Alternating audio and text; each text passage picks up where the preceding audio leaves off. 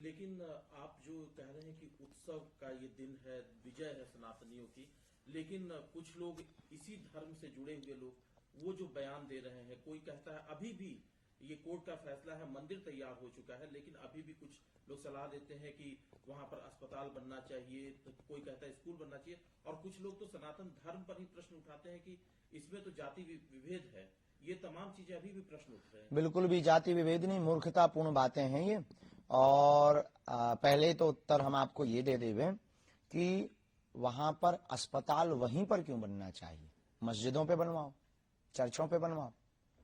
अस्पताल विद्यालय आपको बनाने, हम इनके विरोध में नहीं, पर ये हम सबकी आस्था का केंद्र है, सबकी आस्था है।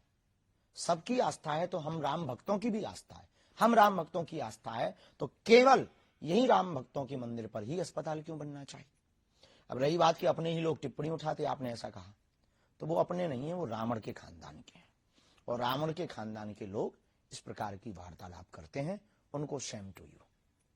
शास्त्री जी, इसमें एक सवाल ये भी है, चूंकि कोर्ट से फैसला आया है तब मंदिर बन रहा है, लेकिन श्रेय लेने की भी बात चल रही है। कुछ लोग कहते ये भी सवाल उठा रहे हैं कि राम हमारे हैं तो राम किसके? अब आप ही बता दीजिए, चूंकि आप गुरु की श्रेणी में, तो आप ही बताइए कि राम किसके हैं? राम सबके हैं, राम जन जन के हैं, राम का विश्व है, राम व्यापक है, राम विश्व के प्रणेता है, राम विश्व के मानवों की आचार्य संगता है, राम विश्व की आधारभूत है, राम एक बहुत बड़े नायक हैं, राम एक इस देश के प्राण हैं, इस देश की श्वास है। राम सबके हैं, जिनको भी श्वास और हवा की जरूरत है उनके उनके राम हैं। और रही बात जातिवाद के लिए राम मंदिर नहीं हो रहा, सबरी का मंदिर बन रहा, निषाद राज जी का भी मंदिर बन रहा, तो क्या ये जातिवाद के लिए बन रहा? जातिवाद के लिए मंदिर नहीं है, अपितु राम भक्तों की आस्था के लिए मंदिर है। एक बयान जो आया कि वो भगवान श्री राम को उन्होंने कह दिया कि वो तो क्षत्रिय धर्म के थे, मांसाहारी थे, इस तरह के भी भगवान श्री बाद में उसने क्षमा मांगी। मूर्खतापूर्ण बातें हैं, राक्षस वृत्ति के लोग हैं, इस प्रकार के जो वार्तालाप, ना इन्होंने राम को समझा, ना रामत्व को समझा, ना राम तत्व को समझा, ना इन्होंने राम के बारे में पढ़ा, ना गढ़ा। इन्होंने सिर्फ अपने बयान को कहकर न्यूज में बने रहने का उपाय सोचा है, और सबसे सस्ता उपाय प्रभु श्री राम पर और राम भक्तों पर आस्था पर उंगली उठाना है इस देश में।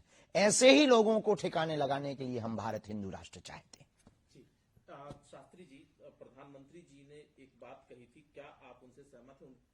उनकी जो बात थी कि जो लोग विपक्ष में बैठे हैं, जो खासतौर से सनातन धर्म का विरोध कर रहे हैं, उन्होंने लगातार लोगों की भावनाओं को ठेस पहुंचाई है, और जो हमारे फेस्टिवल हैं, जो हमारे मंदिर हैं, उनको उन्होंने लूट का माध्यम बनाया। आप इस बयान से कितने सहमत हैं?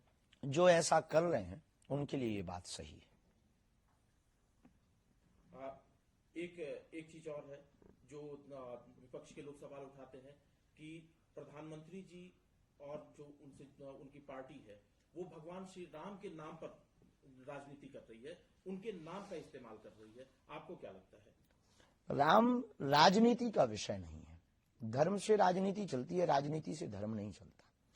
भारत के लोग जगे हुए हैं, वोट अपनी मति अनुसार दें, राष्ट्र हित में दें, भारत विश्व गुरु कैसे बने, भारत का विकास कैसे हो, अपने अनुसार दें। राम राजनीति का विषय नहीं है।